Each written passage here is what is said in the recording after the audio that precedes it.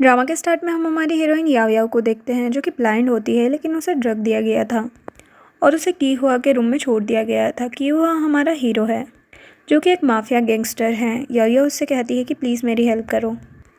वो कहता है अच्छा तुम्हें रोल प्ले करना पसंद है, चलो अभी मैं तुम्हें बताता हूँ। और उसके दोनों हाथ पकड़ लेता है। वो कहती है प्लीज़ मुझे छोड़ दो, मैं तुम्हारे बारे में किसी को कुछ नहीं बताऊंगी। लेकिन वो उसे नहीं छोड़ता और उसे किस करने लगता है और नशे के असर की वजह से याओ याओ भी उसे नहीं रोक पाती। इनफैक्ट की हुआ भी काफ़ी ज़्यादा ड्रंक होता है। नेक्स्ट सीन हम 1 महीने बाद का देखते हैं जहाँ पर याओ याओ की आंखों पर पट्टी बंधी हुई थी क्योंकि उसकी आंखों का इलाज चल रहा था। वो किसी से बच के भाग रही होती है। एक्चुअल में उसे मारने के लिए उसका एक्स बॉयफ्रेंड और उसकी स्टेप सिस्टर उसके पीछे पड़े हुए थे। याओ याओ को अभी अभी पता चला था कि वो प्रेग्नेंट है, लेकिन डॉक्टर ने उसे बताया था कि वो अबॉर्शन नहीं करवा सकती क्योंकि उसे काफ़ी हेल्थ इशूज़ हैं, तो इससे उसकी जान को भी खतरा हो सकता है। इनफैक्ट उसके एक्स बॉयफ्रेंड और उसकी स्टेप सिस्टर ने मिलकर ही उसे ड्रग देकर किहुआ के रूम में छोड़ा था क्योंकि उन लोगों को पता था कि किहुआ एक माफिया गैंगस्टर है और उन्हें लगा था कि वो उसे जान से मार देगा। वो दोनों ही उसके पीछे पड़े थे तो वो छुप जाती हैं। उसका एक्स बॉयफ्रेंड कहने लगता है कि तुम माफिया किहुआ के बच्चे से प्रेग्नेंट हो, तो वो तो तुम्हें वैसे भी नहीं छोड़ने वाला। तभी याओ याओ को किसी की आवाज़ आती है जो सुनकर वो सोचती है कि ये तो वही लग रहा है जिसके साथ मेरा वन नाइट स्टैंड हुआ था। तो वो समझ जाती है कि किहुआ है तो वो भागने लगती है, लेकिन किहुआ उसे पास खींच लेता है और कहता है कि अब क्यों भाग रही हो, उस दिन तो तुम मुझे बचाने के लिए कह रही थी। जिसके बाद वो उसे अपने घर ले आता है और प्रेगनेंसी रिपोर्ट देखकर कहता है कि ये बच्चा किसका है।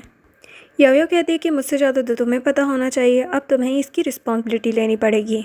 वो कहता है अच्छा तो तुम हर लड़के के साथ ऐसे करती हो, वन नाइट स्टैंड करके उसे फंसाती हो। वो कहती कि मैंने ऐसा कुछ भी नहीं किया, मेरी स्टेप सिस्टर और एक्स बॉयफ्रेंड ने मुझे फंसाया था। अपने हेल्थ इशू की वजह से मैं अबॉर्शन नहीं करवा सकती। वो कहता है कि तुम्हें अबॉर्शन करवाने की ज़रूरत भी नहीं है, मैं ही इसे मार दूंगा।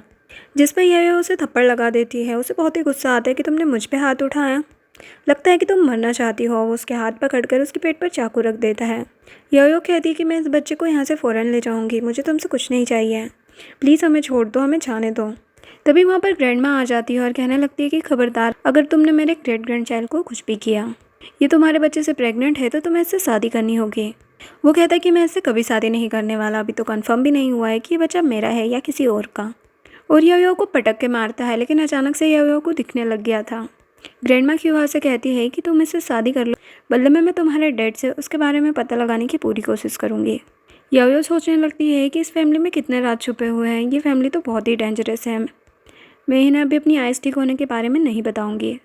नेक्स्ट सीन याओ के घर का होता है जहाँ पर उसकी स्टेप सिस्टर कहने लगती है कि याओ की शादी की फैमिली में क्यों करवा रहे हैं, मेरी क्यों नहीं करवाते हैं। स्टेप मॉम कहती है कि क्योंकि की हुआ याओ से शादी करना चाहता है। स्टेप सिस्टर कहने लगती है कि डैड आपको पता भी है इसका किसी के साथ वन नाइट स्टैंड था, तभी तो ये प्रेग्नेंट है। डैड याओ को थप्पड़ लगा देते हैं और पूछते हैं कि ये किसका बच्चा है। वो कहती है कि मेरी गलती नहीं थी, मुझे ड्रग दिया गया था, और वैसे भी कुछ भी कर लो, मैं उस माफिया की हुआ से शादी नहीं करने वाली। स्टेप मॉम कहने लगती है कि देख लो, वरना वो माफिया की हुआ हमारी कंपनी को छोड़ेगा नहीं। वो कहती है कि वैसे भी यून कंपनी तुम्हारी नहीं है, मेरी मॉम की कंपनी है। फिर हमें फ्लैशबैक में दिखाया जाता है कि जब उसकी मॉम जिंदा थी तो उसके बर्थडे पर उसे कार दी थी, लेकिन जब वो दोनों जा रहे होते हैं तभी उनकी कार की ब्रेक फेल हो जाते हैं। उनकी कार का एक्सीडेंट हो गया था और उसी एक्सीडेंट में उसकी मॉम की जान चली जाती है और याओ की आँखें, लेकिन अब उसे उसकी आंखें वापस मिल चुकी थी, इसलिए वो अपने डैड के स्टडी रूम में जाती है जहाँ पर उसे प्रॉपर्टी पेपर मिल जाता है, जिसे देखकर वो समझ जाती है कि इसका मतलब कि डैड ने ही कार के ब्रेक फेल करवाए थे प्रॉपर्टी हासिल करने के लिए और मुझे भी मारने की कोशिश की। इसका मतलब कि मैं भी इस घर में सेफ़ नहीं हूँ, इससे बेटर तो यही होगा कि मैं उस माफिया गैंगस्टर से शादी कर लूँ, तभी मैं इन सबसे बदला ले पाऊँगी। नेक्स्ट डे वो अपनी आंटी के साथ अपनी मॉम की ग्रेव पर आती है और फ्लावर रखकर रो रही होती है कि मेरी शादी होने वाली है, काश आप भी मेरे साथ होती। आंटी उसे चुप कराती है कि तुम ऐसे सैड मत हो, तुम प्रेग्नेंट हो। तभी उसे किसी के चिल्लाने की आवाज़ आती है तो वो वहाँ पर देखने जाती है जहाँ पर एक डेड बॉडी पड़ी हुई थी। वहाँ पर किहुआ भी होता है और उसी ने उसे मारा होता है। वो उसकी भी गर्दन पर तलवार रख कर कहता है कि अगर मैंने तुम्हें जान से मार दिया तो तुम्हारी बॉडी कौन लेकर जाएगा। यह समझ जाती है कि किहुआ उसे टेस्ट कर रहा है कि वो ब्लाइंड है या नहीं, और सोचती है कि मुझे डरना नहीं है और उससे कहने लगती है कि किहुआ तुम हो, मैं यहाँ पर अपनी मॉम की ग्रेव पर आई थी, कोइंसिडेंटली तुम भी यहाँ पर मिल गए। और वो ऐसे प्रिटेंड कर रही थी जैसे उसे तलवार दिख ही नहीं रही हो और जानबूझकर आगे बढ़ने लगती है। तलवार उसकी गर्दन पर टच होने वाली थी तो वो तलवार पीछे कर लेता है और उसका हाथ पकड़ लेता है और कहता है कि ठीक है, मैं तुम्हें तुम्हारी मॉम की ग्रेव पर ले चलता हूँ, और पकड़ कर ले जाने लगता है। लेकिन बीच में डेड बॉडी पड़ी थी। वो समझ जाती है कि ये फिर से टेस्ट कर रहा है तो जानबूझकर उसके ऊपर से निकलने लगती है और गिरने वाली होती है, लेकिन वो उसे पकड़ लेता है। फिर वो कहता है कि मैंने तुम्हारे लिए फ्लावर बुके ख़रीदा है, खुशबू लेकर बताना कि क्या ये अभी भी फ्रेश है। और अपनी तलवार उसकी नाक के पास कर देता है जिस पर ब्लड लगा हुआ था। वो स्मेल से समझ जाती है कि ये तो बिल्कुल ताज़ा ब्लड है, लेकिन जानबूझकर छींक देती है और कहती है कि मुझे जुकाम हो गया है, मुझे कुछ भी खुशबू नहीं आ रही है। तो उसे पकड़कर ले जाने लगता है। तभी वहाँ पर आंटी आ जाती है जो कीहुआ को देखकर कुछ कहने वाली थी, लेकिन वो इशारे से उसे चुप करवा देता है। यायो कहने लगती है कि मौसम से लग रहा है कि शायद बारिश होगी, आंटी ब्लैक वाला अम्ब्रेला ले आना। कीहुआ कहने लगता है कि कल हमारी शादी है, तैयार होना तुम। वो हाँ बोलकर चली जाती है, लेकिन जब वो जा रही होती है तो कीहुआ सोचता है कि एक ब्लाइंड लड़की को कैसे पता कि अम्ब्रेला ब्लैक था या नहीं। आज तक किसी की इतनी हिम्मत नहीं हुई जो मेरे सामने झूठ बोले। अब कल का दिन काफ़ी इंटरेस्टिंग होगा। नेक्स्ट इन वेडिंग का होता है जहाँ पर यायो ब्लैक गाउन पहनकर आती है, लेकिन दूल्हा तो अभी तक आया नहीं था। सब उसी का वेट कर रहे होते हैं और सभी लोग बातें करने लगते हैं कि इस अंधी लड़की से कौन शादी करेगा।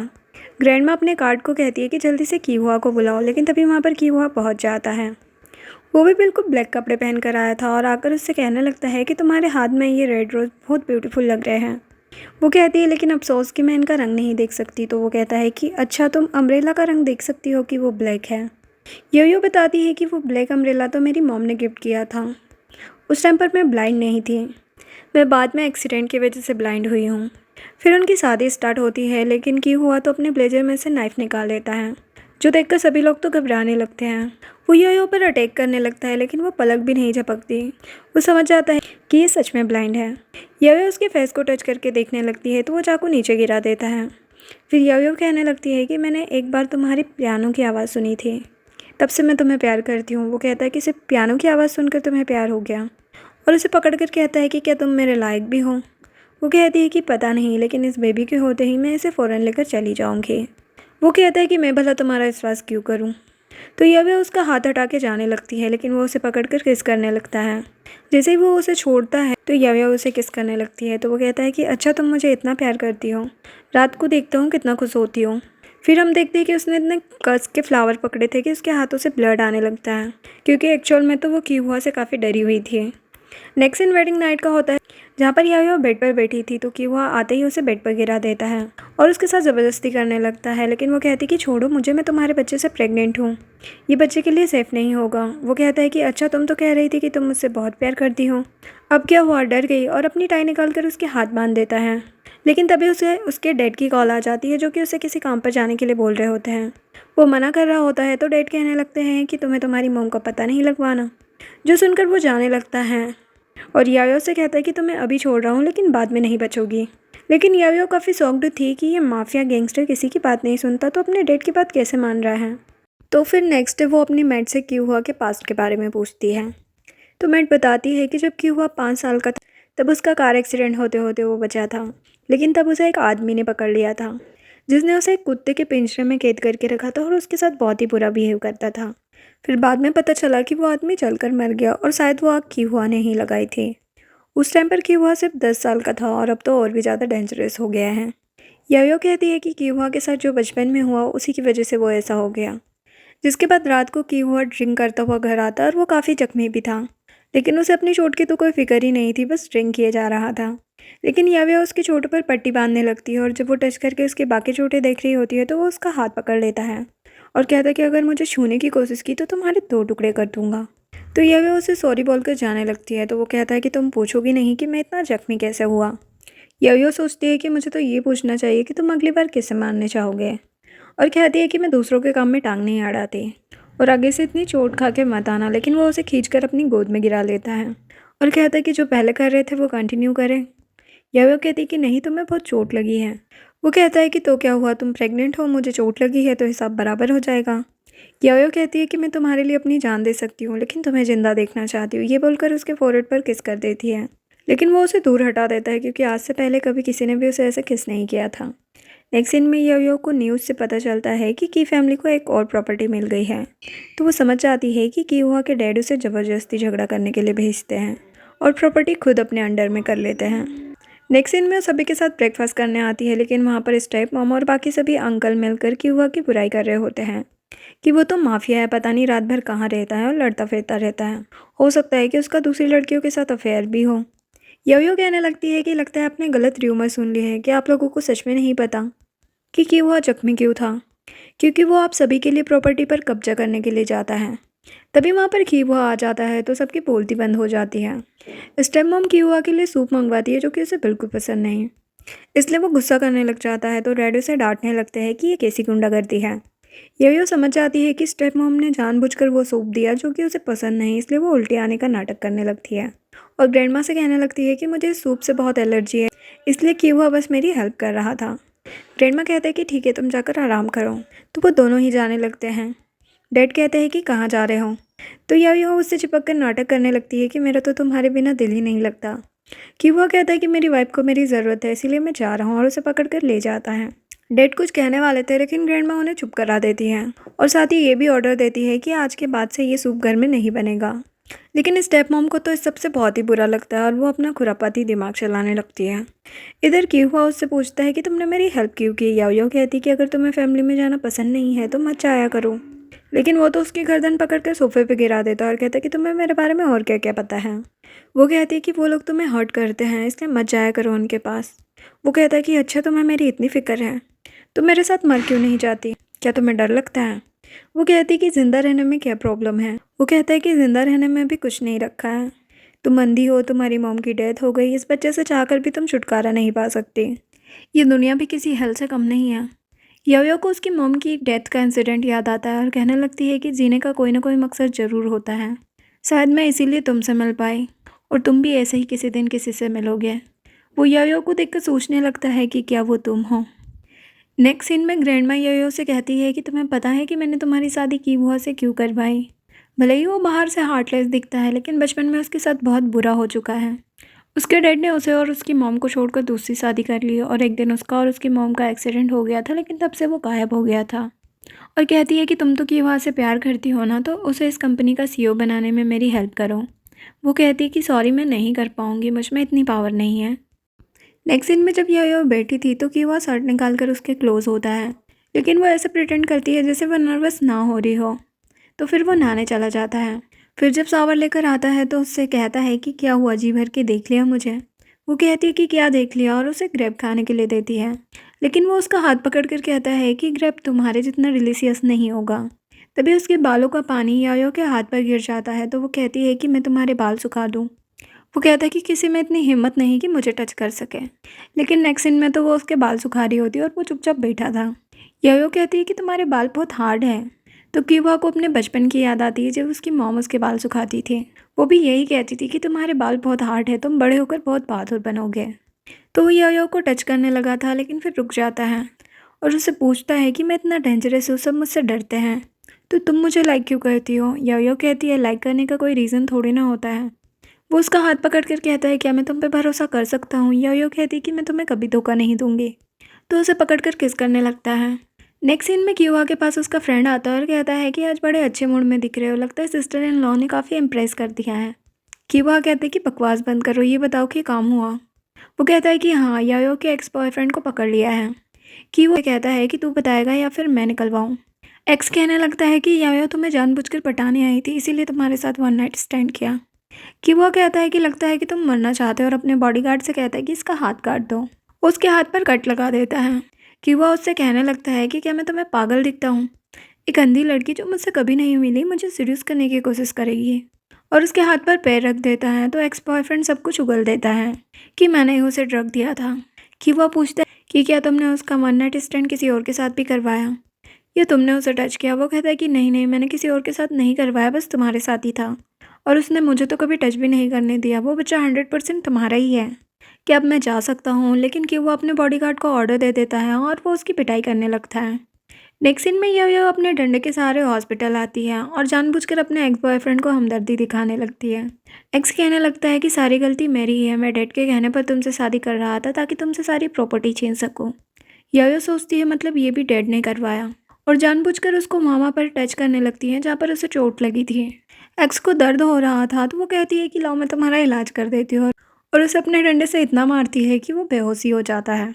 नेक्स्ट सीन में यो अपनी मैड और अंकल हैंग के साथ वही स्पोर्ट्स कार खरीदने जाती है जो कि उसकी मॉम ने उसे गिफ्ट की थी। लेकिन यहाँ पर अंकल हैंग मैड को मारकर बेहोश कर देते हैं, जो कि यो देख लेती है लेकिन कहती है कि मैड कहाँ हो तुम, और वहाँ से जाने लगती है। लेकिन अंकल हैंग उसकी गर्दन पर चाकू रख देते हैं और कहते हैं कि अगर हिली भी तो मैं तुम्हें जान से मार दूंगा। वहीं से कि हुआ भी अपने बॉडीगार्ड के साथ गुजर रहा था। यो देख लेती है, इसलिए आवाज़ निकालने की कोशिश करती है, लेकिन अंकल उसे चुप रहने के लिए कहते हैं। इधर की हुआ उससे पूछता है कि क्या तुम्हें पता है कि यो कहाँ है। वो बताता है कि मैडम शायद कार खरीदने आई है यहीं पे। तो कि हुआ उधर ही देखने लगता है। यो उसे देखकर सोचने लगती है कि प्लीज़ मुझे बचा लो, लेकिन वो उसे इग्नोर करके चला जाता है और अंकल हैंग यो को किडनैप कर लेते हैं। एक्चुअल में तो किहुआ ने उसे देखा ही नहीं था, क्योंकि शीशे से अंदर से बाहर दिखाई दे रहा था, लेकिन बाहर से अंदर नहीं दिखाई दे रहा था। इधर अंकल उसे पकड़कर जंगल में ले आए थे और उससे माफ़ी मांग रहे थे कि मैं तुम्हें मारना नहीं चाह रहा हूँ, लेकिन मेरी मजबूरी है। यो पूछती है कि बताओ आपको किसने बोला है। अंकल कहते कि वो लोग मेरी वाइफ का फॉरेन में इलाज करवाएंगे, लेकिन तुम चिंता मत करो, तुम अकेली नहीं मरोगी, मैं भी तुम्हारे साथ मर जाऊंगा। कम से कम मेरी वाइफ तो जिंदा रहेगी। यो कहने लगती है कि उन लोगों ने आपको पागल बनाया है, आप मुझसे हेल्प मांग लेते हैं। एक्चुअल में वो लोग तुम्हारी वाइफ को मार देंगे। लेकिन अंकल तो गन निकाल लेते हैं और उनकी खुद की बॉडी पर भी बॉम्ब लगा होता है। यो उन्हें समझाने की बहुत कोशिश कर रही थी, लेकिन अंकल उसे गोली मारने लगे थे। लेकिन टाइम पर किहुआ पहुंचकर उन्हें शूट कर देता है। किहुआ जाकर उसकी रस्सी खोलता है तो उसे जल्दी से हक कर लेती है। किहुआ पूछता है कि तुम्हें चोट तो नहीं लगी। लेकिन यो सोच रही होती है कि अब मैं ज़्यादा टाइम अंधे होने का नाटक नहीं कर सकती, वरना मैं कभी ना कभी ज़रूर पकड़ी जाऊंगी। इसलिए नाटक करने लगती है कि मेरी आंखों में दर्द हो रहा है, लाइट जैसा दिख रहा है। तो किहुआ उसे कैरी करके ले जाने लगता है। वो सोचती है कि ये मेरी कितनी केयर कर रहा है, लगता है इसे भी मुझसे प्यार हो गया है। एक सीन में डॉक्टर उसका चेकअप करते हुए पूछते हैं कि क्या तुम्हें दिख रहा है, या वो अपना हाथ दिखने लगती है और कहती है कि हाँ मुझे दिखाई दे रहा है, लेकिन उसके फ्रेंड की तरफ देखकर कहती है कि क्या तुम की हुआ हो। किहुआ को तो बहुत ही जेलसी होती है, उसे पकड़ कर कहता है कि क्या तुम अब भी अंधी हो। यो कहने लगती है अच्छा तुम की हुआ हो, तुम कितने हैंडसम हो। लेकिन किहुआ शर्मा जाता है, लेकिन अपने फ्रेंड को घूरता हुआ बाहर चले जाता है। फ्रेंड यो से कहने लगता है कि सिस्टर इन लॉ मैं तुम्हें बिल्कुल भी इंटरेस्टेड नहीं हूँ, और बाहर भाग आता है। और बाहर आकर किहुआ को देखकर सोचता है कि सिस्टर इन लॉ ने इसकी तारीफ क्या कर दी, खुद को काम डाउन करने की कोशिश कर रहे हैं। किहुआ अपने फ्रेंड से कहने लगता है कि तुम बड़ा उसे हेलो कर रहे थे। फ्रेंड कहने लगता है कि मुझे याद आया कि ग्रैंडमा ने मुझे चाय बनाने के लिए कहा था, और भागने लगता है तो वो उसे किक कर देता है। जिसके बाद वो यो के पास आता है, जहाँ पर वो पूछती है कि अंकल चैंग का क्या हुआ, तो बताता है कि वो तो मर गए। तो यो उसे बताती है कि अंकल चैंग मुझे मारना नहीं चाहते थे, बल्कि किसी ने उन्हें मुझे मारने के लिए भेजा था। वो पूछता है कि तुम्हें किस पर शक है। वो कहती है स्टेप सिस्टर, या फिर एक्स बॉयफ्रेंड, या फिर तुम्हारी फैमिली में से भी कोई हो सकता है। वो कहता है कि वैसे तुम्हारे बहुत दुश्मन हैं, क्या मैं तुम्हारा बदला लेने में हेल्प करूं। और उसके क्लोज आकर कहता है कि मेरे साथ नाइट स्पेंड कर लो, बदले में मैं तुम्हारा बदला ले लूँगा। यो तो शॉक्ड हो जाती है कि ये क्या बकवास कर रहा है। जिसके बाद जब वो हॉस्पिटल में ही होती है तो कोई आकर उसके ऊपर हैंकी रख देता है। वो हैंकी हटाकर एक लड़की को देखती है, जो बताता है कि मैं तुम्हारा फ्रेंड यूए हूँ। और हमें फ्लैशबैक में दिखाया जाता है कि बचपन में यो आकर कहती है कि कोई इसे बुली मत करो, मतलब कि बचपन में यो ने यूए को बुली होने से बचाया था। यूए कहता है कि मैं तुम्हारी मॉम की पेंटिंग लेकर आया हूँ तुम्हें गिफ्ट देने के लिए। यो कहती है कि सॉरी ये बहुत ही प्रीसियस है, इसलिए मैं फ्री में नहीं ले सकती। वो बार बार बोल रहा होता है, यो उसकी इंटेंशन अच्छे से समझ जाती है और कहती है कि अपनी लिमिट क्रॉस मत करो, मैं तुम्हारे बड़े भाई की वाइफ हूँ, मतलब कि तुम्हारी सिस्टर इन लॉ। ये बोलकर चली जाती है। उसके जाने के बाद यो कहता है कि कोई बात नहीं, एक दिन तुम मेरी हो जाओगी। जिसके बाद जब वो हॉस्पिटल से वापस आती है तो उसे देखकर ग्रैंडमा बहुत ही खुश हो जाती है कि उसकी आंखें ठीक हो गई। यो कहती है कि ग्रैंडमा मैं किहुआ की सीईओ बनने में उसकी हेल्प करूँगी, लेकिन बदले में आप भी मुझे मेरी मॉम की यून कंपनी वापस दिलवा दो। तो ग्रैंडमा कहती है कि ठीक है। फिर नेक्स्ट सीन में उन्हें पता चलता है कि किहुआ की स्टेप मॉम किडनैप हो गई है। यो सोचने लगती है कि कहीं किहुआ ने तो नहीं किडनैप कर लिया। और डेड सारे सर्वेंट पर गुस्सा कर रहे होते हैं कि तुम्हारे होते हुए भी गुंडे आकर मॉम को कैसे उठा कर ले गए। बाकी अंकल्स कहने लगते हैं कि जरूर किहुआ ने ही किडनैप करवाया होगा। ग्रैंडमा कहने लगती है कि तुम मेरे पोते पे झूठा आरोप क्यों लगा रहे हो, और किहुआ को फ़ोन करने लगती है, लेकिन उसका कॉल नहीं लग रहा होता है। तभी यो के पास किहुआ की कॉल आ जाती है।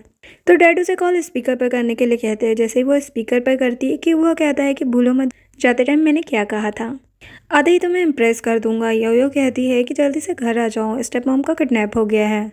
अंकल पूछने लगते हैं कि वो ऐसा क्यों बोल रहा था कि तुम्हें इम्प्रेस कर देगा।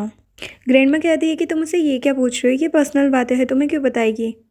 जैसे ही किहुआ घर आता है, अंकल पूछने लगते हैं कि स्टेप मॉम कहाँ है। वो कहता है कि मैं कोई पुलिस थोड़ी ना हूँ, मुझे क्या पता, इसके लिए आपको पुलिस के पास जाना चाहिए। और डैड से कहने लगता है कि कोई बात नहीं, अगर मॉम खो गई तो दूसरी ले आओ, वैसे भी आपके पास तो आंटियों की कमी नहीं है। डैड कहते हैं कि बकवास बंद कर, मुझे सब पता है कि तूने ही अंकल चैंग को मारा है और स्टेप मॉम को भी तूने ही किडनैप करवाया है। वो कहता है कि अगर मेरी वाइफ को हाथ लगाएगा तो मरेगा ही, और वैसे भी स्टेप मॉम को मुझे नहीं पता। डैड कहने लगते हैं कि अगर शाम तक तो स्टेप मॉम को वापस नहीं लेकर आया तो इस लाइफ में तो अपनी मॉम का कभी पता नहीं लगा पाएगा। कि वो डैड पर गुस्सा करने लगता है कि तुम्हारी हिम्मत कैसे हो गई स्टेप मॉम के लिए मेरी मॉम की धमकी देने की।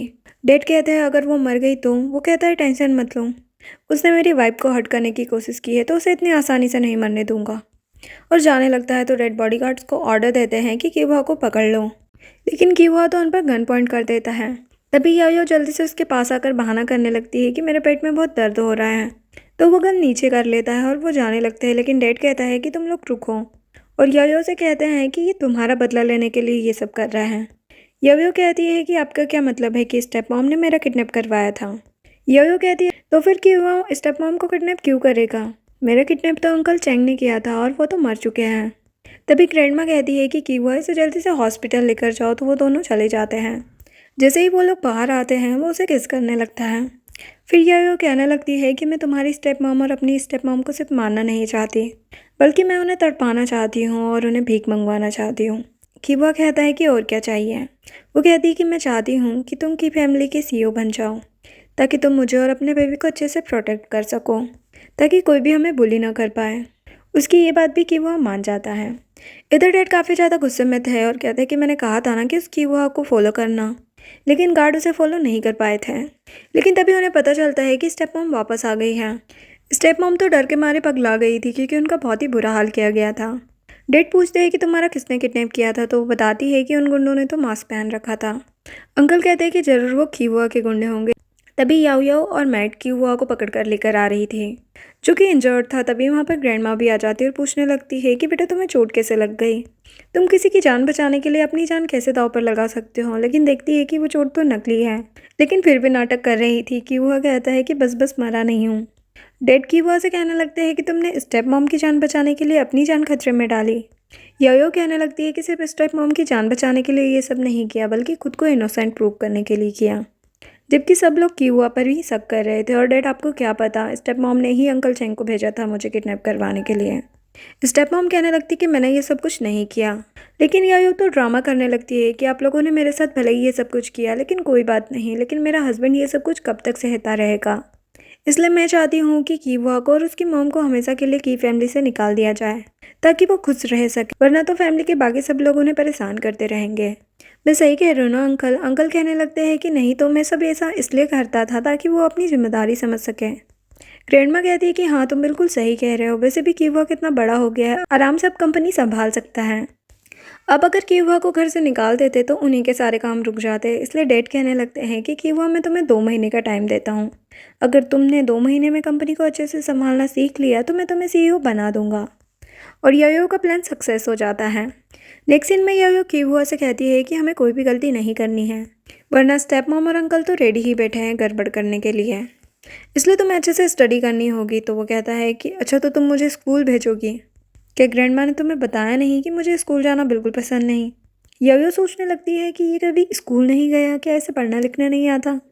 वो कहता है कि क्या हुआ, आप मेरी साइड लेके पछतावा हो रहा है। यायो कहती है कि बिल्कुल नहीं, हम लोग बहुत मेहनत करेंगे, है ना। वो कहता है कि तुमने मुझे बच्चा समझ कर रखा है। यायो उसके कान पकड़ कर कहने लगती है कि तुम बिल्कुल बच्चे की तरह ही तो हो, लेकिन वो उसे दूर कर देता है। तो वो फिर कहती है कि चलो गेम खेलते हैं, जो भी इसमें वर्ड बोलेंगे तुम्हें वो सुन के उस वर्ड पे क्लिक करना है। वो कहता है कि तुम मुझे बच्चे का गेम खेलने को बोल रही हो, लेकिन वो उसे बेरी खिला देती है और कहती है कि बस ये गेम तुम्हें टेस्ट करने के लिए है। लेकिन वो तो फ़ोन को फेंकने वाला था, लेकिन वो उसका हाथ पकड़ कर कहती है प्लीज़ खेल लो ना। वो कहता है कि ठीक है मैं खेल लूँगा, लेकिन पहले तुम बिल्ली की तरह म्याऊ करके दिखाओ। यो सोचती है कि कितना क्रिंची होगा, लेकिन मुझे करना ही होगा, और उसे म्याऊ करके दिखाती है। तो फिर वो गेम खेलना स्टार्ट कर देता है और सारे क्वेश्चन के सही आंसर दे रहा था, जो देखकर यायो कहने लगती है कि तुम्हें तो कुछ पढ़ने की ज़रूरत ही नहीं है, तुम तो बहुत इंटेलिजेंट हो। नेक्स्ट सीन में मैड यायो को बताती है कि सेकंड यंग मास्टर और यंग लेडी आई है। स्टेप मॉम की बेटी जैसे ही घर आती है उसे हक कर लेती है, लेकिन फिर जाकर यायो को थप्पड़ लगा देती है और कहती कि तुम्हारी हिम्मत कैसे है मेरी मॉम को किडनैप करवाने की। लेकिन तभी कीवा आकर उसके सिर पर बॉटल मार देता है और कहता है कि तुम्हारी हिम्मत कैसे है मेरी वाइफ का हाथ लगाने की। उसे तो ब्लड आने लगा था। स्टेप मॉम कहती है कि क्या अपनी बहन को जान से ही मार दोगे। वो कहता है कि ये बिल्कुल सही कहा, इसे तो जान से ही मार देना चाहिए। तभी युवे कहने लगता है कि सिस्टर से गलती हो गई, उसे माफ़ कर दो, मैं इसके बदले में सिस्टर इन लॉ से माफ़ी मांगता हूँ। ग्रैंडमा कहने लगती है कि तुम नहीं बल्कि ये याओयाओ से माफ़ी मांगेगी। कीवा कहता है कि हाँ बिल्कुल, और अगर जिंदा होकर नहीं तो मर के माफ़ी मांग लेगी। लेकिन याओयाओ आकर उसे रोक देती है, जिसके बाद वो याओयाओ को बेड पर ले आता है और उसे किस करने लगता है। याओयाओ कहती है कि पहले जाकर सावर ले आओ। तो वो सावर लेने चले जाता है, लेकिन फिर नहाकर आता है, उसे फिर से किस करने लगता है। याओयाओ कहती है कि मुझे भी सावर लेने जाना है। वो कहता है कि मैं तुम्हें बाद में नहला दूंगा। वो दोनों अंदर अपने रोमांस में लगे थे, जबकि यूए बाहर खड़ा था। जिसके बाद नेक्स्ट डे आकर यूवे याओयाओ से माफ़ी मांगने लगता है कि मैं अपनी सिस्टर के बदले तुमसे माफ़ी मांगता हूँ, और उसे गिफ्ट देने लगता है, लेकिन वो लेने से मना कर देती है। तो वो कहता है कि तुम उस माफिया कीहुआ से प्यार करती हो, वो तो तुम्हारी बिल्कुल भी केयर नहीं करता। याओयाओ कहती है अच्छा, तभी तो उसने सिस्टर को बॉटल मार दी बिना सोचे समझे। वो तुम्हारी तरह चुपचाप खड़ा नहीं था। और हाँ, आगे से तुम ना हम हस्बैंड वाइफ के बीच में मत आना। लेकिन वो कहता है कि तुमने तो बचपन में कहा था कि तुम मुझसे शादी करोगी। वो कहती है कि खबरदार जो तुमने ये बात कीहुआ को बताई। वो कहता है कि टेंशन मत लो, हमारे पास के बारे में कीहुआ को कुछ भी पता नहीं चलेगा। याओयाओ कहती है कि कौन सा पास्ट, वो तो मैंने ऐसे ही बचपन में बोल दिया था, और बचपन में तो हर कोई ना समझ होता है, तो आगे से इस बात को बीच में मत लाना। और उठकर वहाँ से चली जाती है। जैसे ही वो कीहुआ के पास जाती है, उसे हक कर लेती है। वो भी उसे हक कर लेता है और पूछता है कि क्या हुआ। वो कहती है कि कुछ नहीं। फिर हमें फ्लैशबैक में दिखाया जाता है कि जब वो छोटी थी तब उसने यूबे को बचाया था। और फिर सब जब खाना खा रहे होते हैं तो उससे पूछते हैं कि याओयाओ तुम बड़ी होकर किससे शादी करोगी। तो याओयाओ कहती है कि मुझे पोलाइट लोग बहुत पसंद है, इसलिए मैं यूए से शादी करूँगी। और यो भी बहुत खुश हो रहा होता है। प्रेजेंट में याओयाओ सोचती है कि अगर कीहुआ को इस बारे में पता चला तो वो गलत समझेगा। नेक्स्ट सीन में याओयाओ अपनी आंटी से मिलने के लिए जाती है, लेकिन आंटी के हाथ में चोट लगी थी, लेकिन आंटी उसे कुछ भी नहीं बताती। तभी याओयाओ के बॉडीगार्ड उसके एक्स बॉयफ्रेंड को पकड़ कर ले आते हैं। वो कहता है कि तुमने मुझे क्यों पकड़ा। वो कहती है कि तुमने आंटी से पैसे मांगे थे। वो कहता है कि मैं बीमार था इसलिए अपनी मॉम से पैसे मांगे, मैं अपनी मॉम को मार थोड़ा ना सकता हूँ। एक्चुअल में वो आंटी उसके एक्स की मॉम है, इसलिए याओयाओ उसे एक डॉक्यूमेंट पर साइन करने के लिए कहती है, और कहती है कि अब से तुम्हारा आंटी से कोई लेना देना नहीं, तुम उन्हें परेशान करते हो, इसलिए अब से वो मेरे साथ रहेंगी। लेकिन वो मना कर देता है, तो बॉडीगार्ड उसे पकड़ लेते हैं और वो उसकी गर्दन पर चाकू रख देती है। तो फिर वो चुपचाप साइन कर देता है और बॉडीगार्ड उसे मारकर बाहर फेंक देते हैं। इसलिए वो काफ़ी ज़्यादा गुस्से में होता है, लेकिन तभी वहाँ पर एक कार आती है और उसमें से कोई पैसे फेंकता है। इधर याओयाओ आंटी को वो फाइल दिखाती है और कहती है कि अब से वो तुम्हें परेशान नहीं करेगा। नेक्स्ट सीन में याओयाओ की फैमिली की एक पार्टी में आती है, जहाँ पर एक पेंटिंग थी। उसे देखकर ही वो पहचान जाती है कि ये तो उसकी मॉम ने उसके लिए बनाई थी। होस्ट बताने लगता है कि जो भी इसमें सही निशाना लगाएगा उसे ये पेंटिंग गिफ्ट में मिलेगी। युवे कहता है कि मैं लगाऊंगा निशाना। योयो कहती है कि और मैं भी लगाऊंगी। वो कहने लगता है कि तुम्हें क्या ज़रूरत है, अगर मैं जीत गया तो मैं तुम्हें दे दूंगा। वो कहती है कि मैं खुद के लिए इतना तो कर ही सकती हूँ, मुझे तुम्हारी ज़रूरत नहीं। तभी लोग बातें करने लगते हैं कि युवे तो निशाना लगाने में पक्का है, ये याया उसके सामने क्या ही कर पाएगी। तभी वहाँ पर कीहुआ भी आ जाता है। युवे काफ़ी अच्छा निशाना लगाता है तो सभी तालियां बजाने लगते हैं। फिर जब यायो निशाना लगाती है जो कि बिल्कुल परफेक्ट था, कीहुआ का फ्रेंड कहने लगता है कि सिस्टर इन लॉ तो बड़ी कमाल निकली। फिर जब वो वापस जाने लगती है तो कीहुआ को देखकर सोचती है कि कहीं कीहुआ मेरे और युवे के बारे में गलत ना समझे। लेकिन वो उसका हाथ पकड़कर पूछता है कि तुम ये गेम क्यों खेल रही थी। वो बता देती है कि मुझे वो पेंटिंग जीतनी थी, क्योंकि वो पेंटिंग मेरी मॉम ने मेरे लिए स्पेशल बनाई थी। जिसके बाद वो उसे पेंटिंग दिखाने ले जाती है। होस्ट कहता है कि मैं ये पेंटिंग आपके लिए पैक करवा देता हूँ। जिसके बाद पार्टी स्टार्ट हो जाती है। तभी होस्ट आकर बताता है कि पेंटिंग गायब हो गई है। तो यो पुलिस को पेंटिंग ढूंढने के लिए बोल देती है। नेक्स्ट सीन में ग्रैंडमा उससे कहती है कि कल की मीटिंग बहुत ही इंपॉर्टेंट है, इसलिए कीहुआ को उसमें लेकर जरूर आ जाना, तभी वो कंपनी का सीईओ बन पाएगा। तभी याओयाओ के पास किसी की कॉल आती है कि आंटी का किडनैप हो गया है। याओयाओ को कुछ गड़बड़ लगती है कि पेंटिंग और आंटी दोनों ही साथ में गायब हुए हैं, इसलिए वो बॉडीगार्ड को आंटी की लोकेशन ट्रैक करने के लिए बोल देती है। इधर जंगलों में उसके एक्स ने वो पेंटिंग चुराई थी जिसे कि आंटी बचाने की कोशिश कर रही थी। तभी वहाँ पर याओयाओ भी पहुँच जाती है। तो वो कहने लगता है कि अगर कोई भी आगे बढ़ा तो मैं इस पेंटिंग को काट दूंगा, और वो पेंटिंग के बदले में पैसे मांग रहा होता है। तो याओयाओ पैसे लेने जाने लगती है, लेकिन तभी स्टेप सिस्टर चाकू लेकर उसे मारने के लिए आती है। लेकिन बीच में यूए आ जाता है और उसके हाथ पर चोट लग जाती है। बॉडीगार्ड्स स्टेप सिस्टर को पकड़ लेते हैं। युवे के हाथ से ब्लड निकल रहा होता है तो वो उसे मेडिसिन लगाने लगती है और उसे थैंक यू भी बोलती है, जबकि स्टेप सिस्टर को उन लोगों ने बांध दिया था। तभी वहाँ का मौसम खराब होने लगता है और बॉडीगार्ड आकर बताते हैं कि रास्ते का रोड स्लाइड हो गया है, इसलिए वो आज यहाँ से बाहर नहीं निकल पाएंगे, इसलिए आज रात उन्हें जंगलों में ही रुकना पड़ेगा। युवे कहने लगता है कि अगर हम लोग यहाँ से नहीं जा पाए तो क्या कल की इम्पोर्टेंट मीटिंग में क्यों हुआ जा पाएगा। योयो कहती है तुम्हारा क्या मतलब है। वो कहता है कि हम लोग यहाँ पर फंसे हुए हैं, जरूर ये मेरी मॉम का प्लान होगा। ताकि कीहुआ मीटिंग अटेंड ना कर पाए। देखते हैं कल कीहुआ तुम्हें चूज़ करता है या फिर कंपनी को। यायो कहती है कि उसे चूज़ करने की कोई ज़रूरत नहीं, मैं उसके लिए चूज़ करूँगी। इधर कीहुआ जब घर आता है तो याओ याओ को ढूंढने लगता है। मैड उसे बताती है कि वो घर पर नहीं है, तो फिर ग्रैंड माँ से जाकर पूछता है। तो ग्रैंड माँ बताती है कि वो तो अपने किसी फ्रेंड के घर रुकी हुई है। तो वो पूछता है कि फ्रेंड? तो ग्रैंड माँ कहती कि जेलस मत हो, कोई लड़की फ्रेंड होगी। तभी कीहुआ को याओ याओ का मैसेज आता है कि मैं अपनी फ्रेंड के पास हूँ, तो तुम कल मीटिंग अटेंड करने के लिए चले जाना, मेरा वेट मत करना। कीहुआ उसे फ़ोन करने लगता है लेकिन उसका फ़ोन नहीं लगता। कीहुआ को बहुत ही गुस्सा आ रहा था। फिर उसे पता चलता है कि यूवी भी घर पर नहीं है, तो वो उसे कॉल करता है लेकिन उसका भी कॉल नहीं लग रहा था, तो वो गुस्से से चला जाता है। फिर वो सारी की फैमिली को इकट्ठा करता है और बताता है कि याओ याओ घर से गायब है। यूवी की सिस्टर कहने लगती है कि यूवी भी घर पर नहीं है, जरूर उस याओ याओ ने यूवी को भी किडनैप कर लिया होगा। लेकिन कीहुआ तो उन पर गन पॉइंट कर देता है और कहता है कि तुम दोनों बताओगे कि कहाँ है वो दोनों। तो वो उसे फ़ोटो दिखाते हैं जिसमें यूए याओ याओ के साथ होता है। तो वो गुस्से से जाने लगता है। डैड कहते हैं कि तुम भूल गए कि कल की मीटिंग कितनी इंपॉर्टेंट है और तुम ऐसे ही छोड़कर जा रहे हो, लेकिन वो तो उन्हें घूर कर चला जाता है। इधर ये लोग जंगल में होते हैं, तभी वहाँ पर कीहुआ आ जाता है, जिसे देखकर सभी शॉक्ड हो जाते हैं और याओ सोचने लगती है कि मैंने तो इसे मैसेज कर दिया था, तो फिर ये यहाँ पर क्यों आ गया और ऐसे घूर क्यों रहा है। कीहुआ कहने लगता है कि सबके सब निकलो यहाँ से। यूए बताने लगता है कि हम लोग यहाँ पर फंस गए थे और बाहर जाने का रास्ता भी ठीक नहीं हुआ। लेकिन कीहुआ तो अपनी गन निकाल कर उसे कहता है कि तुम्हें सीधी सीधी बात समझ नहीं आती क्या।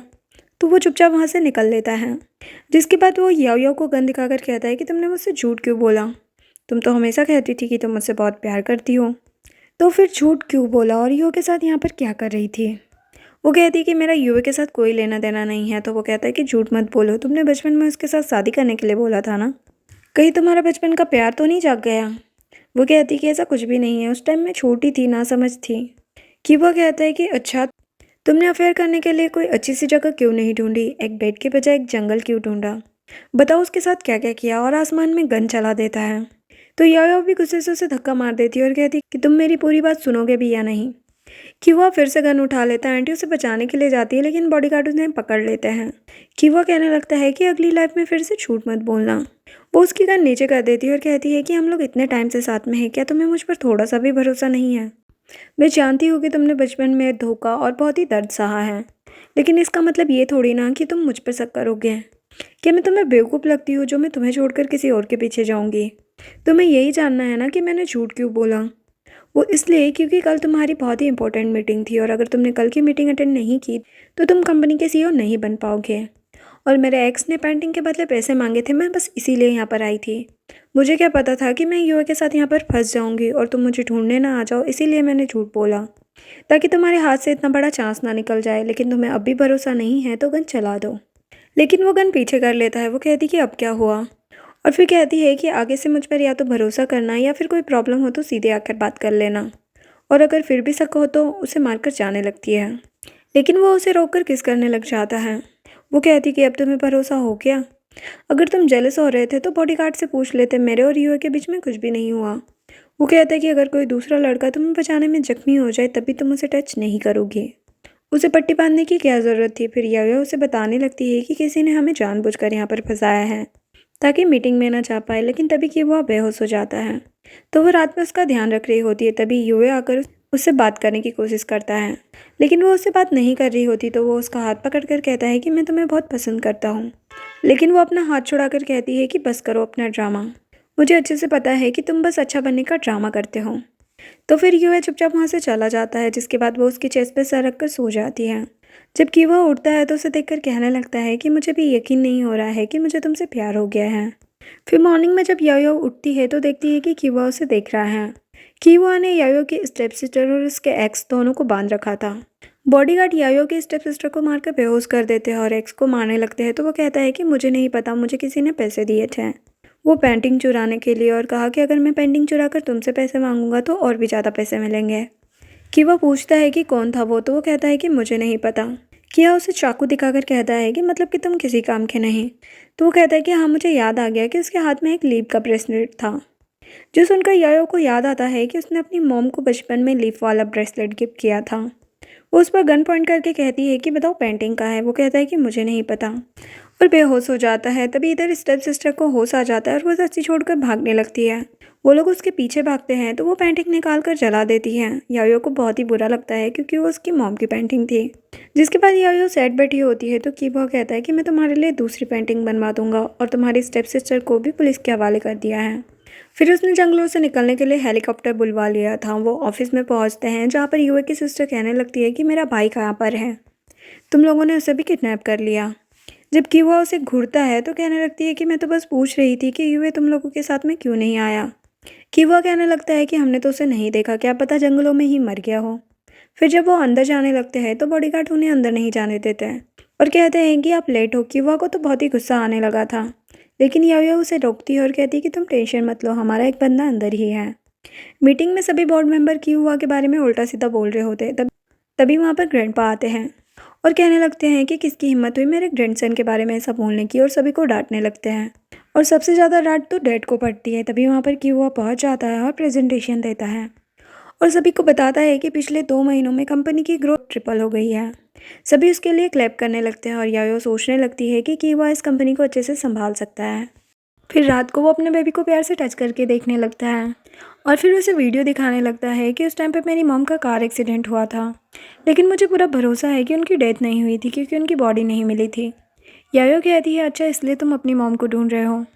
किवा कहता है कि हाँ, और मुझे कुछ टाइम पहले ही पता चला कि मॉम आइलैंड पर है, लेकिन वो यहाँ से काफ़ी दूर है। यायो उसका हाथ पकड़ कर कहती है तो फिर तुम्हें जल्दी से मॉम को ढूंढने के लिए जाना चाहिए। वो कहता है लेकिन तुम्हें 9 मंथ पूरे होने वाले हैं और मैं तुम्हें ऐसी सिचुएशन में छोड़कर कैसे जा सकता हूँ। वो कहती है कि कोई बात नहीं, यहाँ पर ग्रैंड माँ, आंटी और मैड है तुम मेरा ख्याल रखने के लिए। तुम आइलैंड पर जाकर अपनी मॉम को ढूंढो। नेक्स्ट सीन में कि वो अपने बॉडीगार्ड्स को बुलाता है और बताता है कि मैं आइलैंड पर जा रहा हूँ। बॉडीगार्ड कहते हैं कि लेकिन वहाँ आपके लिए डेंजर हो सकता है, हम भी आपके साथ चलेंगे। वो कहता है कि इसकी ज़रूरत नहीं है, मैं अपना ध्यान खुद रख लूँगा, तुम्हें यहाँ पर रुक कर मेरी वाइफ याओया और मेरे बेबी का ध्यान रखना है। अगर उन्हें खरोच भी आई तो तुम लोग भी जिंदा नहीं बच पाओगे। नेक्स्ट सीन में याओया काफ़ी दिनों से किवा का वेट कर रही थी क्योंकि वो उससे फ़ोन पे भी बात नहीं कर पा रही थी। तभी अचानक उसके पेट में दर्द होने लगता है क्योंकि उसकी डिलीवरी का टाइम हो गया था। उसे जल्दी से हॉस्पिटल लेकर जाते हैं जहाँ पर बॉडीगार्ड डॉक्टर को धमकी देता है कि दोनों सही सलामत होने चाहिए वरना तुम भी गए काम से। जिसके बाद हमें पता चलता है कि जो कुछ भी चल रहा है वो सब कुछ युवे की प्लानिंग है। एक्चुअल में युवे एक नंबर का साइको है जो खुद को ही चोट लगा के अपना ब्लड पी रहा होता है और कहता है कि कुछ भी हो जाए मैं तुम्हें पाकर रहूँगा। तभी एक गार्ड आकर उसे बताता है कि याओयाओ की डिलीवरी होने वाली है तो वो कहता है कि सिर्फ याओयाओ बचनी चाहिए, बच्चा मर जाना चाहिए। इधर मैड और बॉडीगार्ड बाहर होते हैं, लेकिन तभी वहाँ पर एक गुंडा आकर अंदर घुस जाता है, लेकिन देखता है कि वहाँ पर तो कोई भी नहीं है क्योंकि याओयाओ ने तो पहले ही प्लानिंग कर ली थी, उसने रूम चेंज कर लिया था ताकि अपने बच्चे को बचा सके। जिसके बाद बॉडीगार्ड और उस गुंडे में फाइटिंग होने लग जाती है। मैड आकर उस गुंडे की गन पकड़ लेती है। इससे पहले कि गुंडा उन दोनों को हार्म कर पाता, याओयाओ आकर उसे गोली मार देती है, जबकि याओयाओ खुद काफ़ी कमज़ोर हालत में होती है। मैड कहने लगती है कि तुम डिलीवरी के बाद ऐसी कमज़ोर हालत में उठ के कैसे आ सकती हो। बॉडीगार्ड उसे बताता है कि वो आपको मारने नहीं आया था बल्कि बेबी को मारने आया था। याओयाओ सब समझ जाती है और युवे के पास जाती है और उससे कहती है कि तुम मुझसे प्यार करते हो। वो कहता है कि हाँ बहुत, लेकिन याओयाओ तो अपने कपड़ों के नीचे से गन निकालती है और कहने लगती है कि मेरे पास ज़्यादा टाइम नहीं है, जल्दी से कीवुआ को यहाँ पर लेकर आओ वरना तुम तो गए काम से। युवे कहता है लेकिन तुम्हें ऐसा क्यों लगता है कि कीवुआ को मैंने पकड़वाया होगा। वो कहती कि मुझे अच्छे से पता है कि तुम जितने मासूम दिखते हो उतने हो नहीं।